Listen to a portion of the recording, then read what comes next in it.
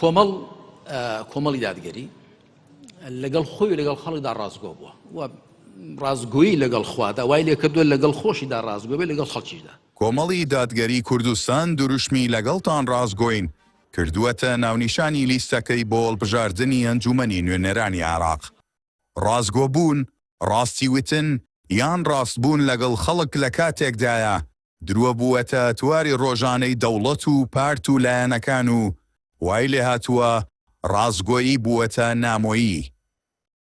کۆمەڵی دادگەری کوردستان کە بەر لە هەر بەڵێنێک بۆ چاکردنی ژیانی خەڵک و ڕزگارکردنی لە گەندەڵی و خراپەکاری و ستەم و نادادیەکانی یەکێتی و پارتی دروشمی ڕازگۆبوونی هەڵبژاردووە.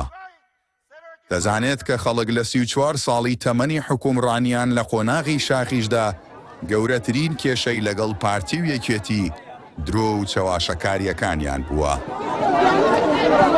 ئەگەر تەنیا لە پاش ڕاپەڕینەوەیان بۆ ژمار بکەین، پارتی و یەکێتی لە ژێرناو و پاساوی ناڕاستیانە شەڕی کوردکوژیان لە شاخەوە بۆ شار گواستەوە و هەزاران ڕۆڵی کوردیان بە کوشدا و بێشەرمکردن لە خوێنی شەهیدان هەر جارە و دەستی وڵاتێکیان دەگرت و دەستی ئەوی دیکەیان پێدەشکاندەوە.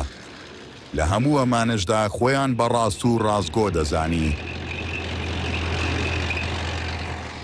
پارتی و یەکێتی لە ناڕاستی و چەواشەکاری بەرامبەر خەڵک و گەلەکەیانمان دوو بێتفاق نابن.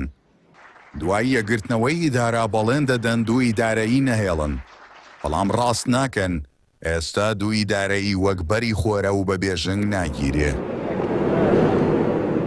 سەردەمێک بەڵێنیاندا لە پشکی نەوتی دەرهێنرا و لە کێڵگەکانی هەرێمی کوردستان بەشی هەر خێزانێک بدەن و ڕاست ناکەن.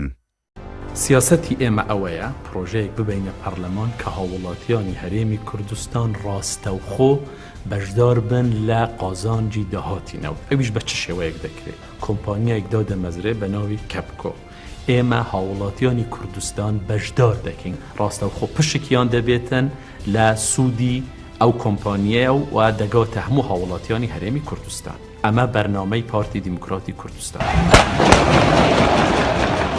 بەڵێن دەدەن خۆیان بۆ کەرکووک بکەنە قوربانی و بچنە ڕیزی پێشەوەی بەرگری لە شارەکە لەویش ڕاست ناکەن.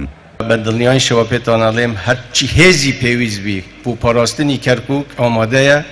خۆشم ئامادەم بێ وەکو پێشمەرگەیەک لێرە لە کەرکووک توان هەڵگرم. ئەوە ئێمەین لێرە ئەوەی کە ئێوەڵێن بە هیچ جۆرە جێبەجێ ناکەن وەرن جا ئەوسا لێرە یەکتری ئەبینین. وعدی شەدەین بە خەڵکی کەرکووک و هەموو ئەو سنوورەی هێزەکانی پێشمەرگە پارێزەریان بێ هەتاکو خوێنی هەمومان نەڕژێ ڕێگە نەدەین ئەمنیەتی کەرکووک تێگەن پێی گڵاوی داگیرکەران بنرێتە ئێرانەوە. لە دوای بەناو یەگرتنەوەی ئیدارەکانەوە بەردەوام بەڵێنی یەخستنەوەی هێزی پێشمەرگە و هێزامنیەکان هەروەها گرنگیدان بە کەرتی گشتی لە بواری تەندروستی و پەروەردە دەدەن، بەڵام ڕاست ناکەن.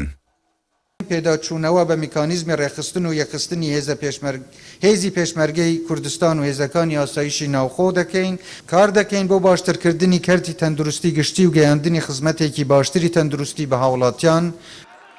بەڵێن دەدەن حکومڕانی ڕاز بکەنەوە و دژی پرۆژە حیزبیە داسەپێنراوەکان بەسەر خەڵکدا بوەستنەوە، لەویش هەر ڕاست ناکەن. هەژماری من وەڵا نە هەژماری منە نە هەژماری ئێوەیە، با بە ناوی خۆی ناوی بێنین. هەژماری مەسرور لەمەشە ئەیانەوێ پارە لە ئێوە بخۆن. پێتەڵێمە و هەژماری مەسرورە هیچ ئیسیفادەی نییە بۆ ئێمە، هیچ ئیسیفادەی نییە بۆ ئێمە و مەیکەن بڕۆن تاوتین بکەن. واش پێ ناچێتە ئەم دوو هێزار یەکێتی و پارتی کە هەر لە سەرەتاوە بەم جۆرە لە ناڕاستی و چەواشەکاری لەگەڵ خوا و خەڵک هێناویانە فێری ڕازگۆیی ببن و کورد وتەنی خویەک گرتویانە بە شیری تەرکی نادەن بە پیری.